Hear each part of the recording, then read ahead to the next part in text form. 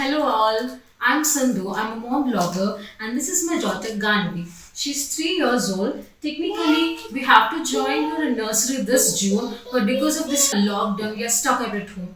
So even though I'm planning all the DIY activities at home, engaging the kid 24 hours a day without giving screen time is difficult.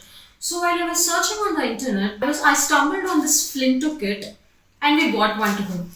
Like these people, they are very organized in the kit. This kit is for 1 month. They have activities according to day. They do have this online sessions every alternate day where they discuss what to do along with rhymes, books, activities and everything. They do have this recorded sessions so you can just go through it whenever you're free and make the child do. And even if that is not possible, all the instructions given in the kit are sufficient. As you can see, all the activities are really interesting. They provide all the material, they provide the paints and all the necessary things.